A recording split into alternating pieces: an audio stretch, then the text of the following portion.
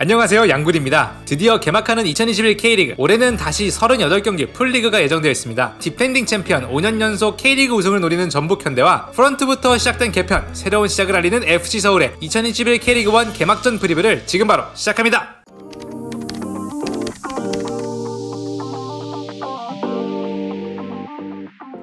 역대 전적은 전북이 34승 25무 33패로 딱 1승 앞서고 있습니다. 하지만 서울의 전북전 마지막 승리는 2017년 7월 2일로 무려 3년이나 지났고, 그 후 전북이 9승 2무로 서울을 상대로 압도적인 모습을 보여주고 있습니다. 전북은 이승기 선수가 이 기간에 3골과 2개의 도움을 기록했고, 작년에는 한교원 선수가 서울을 상대로 3골과 2개의 도움으로 2경기 모두 전북이 3골차 승리를 거두는 데 일조했습니다. 반면 서울에서는 2017년부터 전북을 상대로 멀티 공격 포인트를 기록한 선수는 2골을 득점한 박주영 선수뿐입니다. 전북이 한규원 선수와 이승기 선수의 활약을 앞세워 서울을 상대로 무패 행진을 이뤄냈다면, 서울은 무승 행진을 끊기 위해 새로운 얼굴이 전북과 맞서는 큰 경기에서 활약해주는 것이 절실합니다. 지난 시즌 핵심 데이터 몇 가지만 짚어보겠습니다. 가장 눈에 띄는 점은 지난 시즌 최소 실점팀과 최소 득점팀의 대결이라는 것입니다. 전북이 5년 연속 리그 최소 실점팀의 자리를 지킨 반면, 서울은 2년 만에 다시 불명예스러운 최소 득점팀이 됐습니다. 전북이 지난 시즌 득점에 실패한 홈경기는 단 한 번밖에 없었지만, 서울은 원정에서 펼친 13경기 중 7경기에서 득점을 하지 못했습니다. 또한 지난 시즌 가장 좋은 홈 성적을 거둔 전북과 가장 좋지 않은 원정 성적을 기록한 서울의 대결이기도 합니다. 그래도 어디까지나 이 데이터는 작년에 기반한 데이터고, 올해 서울도 약점이라 꼽히는 포지션에 굵직한 영입을 하면서 임팩트 있는 변화를 줬다고 생각하기 때문에 이번 시즌 서울이 다시 한번 더 높은 리그 순위에서 모습을 드러낼 수 있지 않을까 생각해봤습니다. 지난 시즌 이류첸코 선수와 팔루세비치 선수는 무려 33골과 12개의 도움을 합작했었는데요. 4개월이 지나 새로운 시즌 개막전에서는 적으로 만나게 됐습니다. 여기에 최영준 선수 또한 전북으로 임대 복귀해 이류첸코 선수와는 동료 생활을 이어나가지만, 팔루세비치 선수와는 치열한 중원 대결을 펼쳐야 합니다. 이제같이 즐길 수 없는 3명의 선수 중 어떤 선수가 개막전에서 웃게 될지 또 다른 새로운 스토리가 기대됩니다. 2012년 런던 올림픽 동메달의 주역 기성용 선수와 김보경 선수의 중원 대결도 성사됐습니다. 지난 시즌에는 기성용 선수가 K리그 복귀전을 치르기 전에 두 팀의 대결이 모두 끝나 이 매치업이 성사되지는 않았는데요. 드디어 7년 만에 서로를 상대합니다. 두 선수가 마지막으로 겨룬 경기는 2013-14 프리미어리그 19라운드 카디프 시티와 선덜랜드의 경기에서 두 선수 모두 선발 출전해 2대2 무승부로 승부를 가리지 못했습니다. 이제는 국내로 복귀한 두 선수의 클래스 넘치는 대결이 너무 기대됩니다. 새로운 감독님들의 지략 대결도 기대됩니다. 전북은 6대 감독으로 김상식 초인 감독님을 수석 코치에서 승격시키고, 서울은 13대 감독 박진섭 감독님을 선임했습니다. 선수 시절 2009년 전북으로 이적한 김상식 감독님은 2013년 은퇴 후 전북에서 꾸준히 코치 생활을 했습니다. 어느덧 전북에서만 13번째 시즌을 보내고 있는 김상식 감독님이기 때문에 전북의 새로운 감독으로 이보다 더 적합한 인물이 없었다고 생각합니다. 서울은 지난 2년간 광주에서 돌풍을 일으켰던 박진섭 감독님을 영입했습니다. 박진섭 감독님은 K리그2 시절 팀의 주축 선수가 부상이나 징계로 빠졌을 때 2-2-4-2나 3-3-3-1 같은 파격적인 포메이션으로 승리를 거둬 위기 대처 능력 또한 뛰어납니다. 김상식 감독님은 화려한 스쿼드를 바탕으로 상대에 따라 원톱과 투톱을 번갈아가며 사용할 거라 예고했고, 서울의 지난 시즌 플랜 A는 4-2-3-1이었지만 박진섭 감독님의 주 포메이션은 4-3-3이기 때문에 두 감독님의 새로운 시즌 포메이션부터 벌써 궁금합니다. 그럼 두 팀의 예상 포메이션을 더 자세히 다뤄보도록 하겠습니다.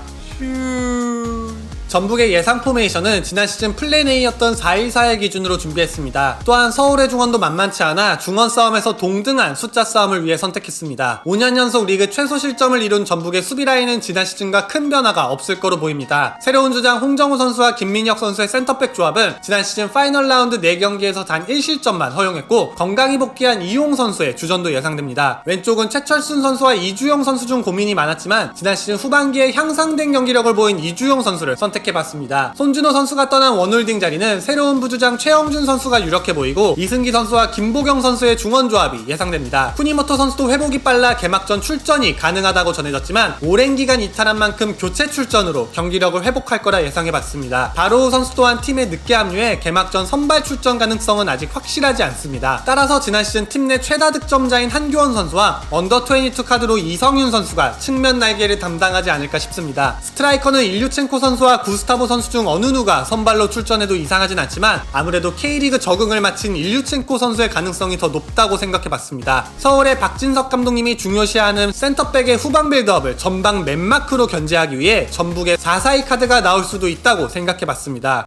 서울은 기본적으로 척추라인 포지션마다 굵직한 역입을 했습니다. 골문은 올해도 양한빈 골키퍼와 유상훈 골키퍼가 경쟁합니다. 걱정이었던 센터백은 박진석 감독님이 광주에서 좋은 기억을 맞춘 홍준호 선수를 3년 계약으로 영입했습니다. 올 시즌 황현수 선수와 주전 센터백으로 호흡을 맞출 거라 예상되지만 새로운 센터백 듀오의 호흡이 빠르게 안정되지 않는다면 오스마르 선수의 센터백 출전도 가능합니다. 우측 풀백은 윤종규 선수, 왼쪽 풀백은 고강민 선수나 김진야 선수 어느 누가 선발로 나와도 이상하지 않습니다. 중원은 기성용 선수와 오스마르 선수의 기스마르 조합이 대체적으로 예상되지만 부족한 기동력을 메꾸기 위해 개인적으로 고요한 선수를 기성용 선수의 3선 파트너로 꼽아봤습니다. 이선 중원은 K리그 적응을 완벽하게 마친 팔로세비치 선수의 서울 데뷔전이 유력합니다. 유럽 생활을 마치고 돌아온 박정빈 선수와 올해도 언더22 자원으로 쓸 수 있는 조영욱 선수가 양쪽 날개를 맡아 경기 내내 적극적인 스위칭이 예상됩니다. 새로 영입된 국가대표 나상우 선수를 스트라이커로 예상해봤습니다. 대표팀에서는 윙어로만 출전했지만 박진섭 감독님과 함께했던 광주 시절에는 윙어는 물론 스트라이커와 이선 중원에서 섀도우 스트라이커의 역할을 맡았었습니다. 서울이 남은 용병 한 자리를 스트라이커로 채울 것으로 예상되지만 현재까지는 소식이 없어 나상우 선수가 최전방으로 나설 가능성이 높다고 생각해봤습니다. 지난 시즌 플랜 A인 4-2-3-1 기준으로 준비해봤지만 박진석 감독님이 즐겨 쓰는 4-3-3이 나온다면 기성용 선수가 원볼란치 그리고 오스마르 선수나 고요한 선수가 팔로세비치 선수와 중원을 지킬 것으로 예상됩니다. 슛! 모라이스 감독님이 비교적 신중한 축구를 추구했다면 김상식 감독님은 전북의 닭공을 이은 화끈하고 화려한 공격 축구를 부활시킨다고 예고했습니다. 아무래도 지공 상황에서 라인을 높게 올려 중원 자원들의 끊임없는 움직임을 통해 공간을 만들고 윙어도 측면에 국한되지 않고 자유로운 움직임으로 박스에 적극적으로 침투해 공격 루트를 찾아다닐 거라 예상됩니다. 이번 개막전이 김상식 감독님의 감독 데뷔전인 만큼 어설프게 전술 포인트를 예상해서 설명하는 것보단 시즌이 진행되면서 김상식 감독님의 축구를 분석해 다음 프리뷰에서 보다 더 알찬 내용을 전해드리겠습니다. 박진석 감독님도 마찬가지로 서울에서는 첫 경기지만 지난 시즌 광주에서 주로 보였던 게임 플랜은 후방부터 신중히 진행하는 측면 빌드업을 선호했습니다. 측면을 통해 상대 하프나 파이널 서드까지 진입하면 윙어의 적극적인 1대1 돌파나 크로스를 통한 공격 찬스를 많이 만들었습니다. 이를 파악한 상대 수비가 측면 수비에 더 신경 쓰면 후방에 위치한 중원 자원들의 공격 가담으로 돌파구를 찾아냈습니다. 또한 역습 템포를 굉장히 빠르게 가져가는 걸 중요시 하는데요. 두 팀이 서로의 뒷공간을 노리는 역습 전개가 경기의 핵심 내용 중 하나가 되지 않을까 생각해봤습니다.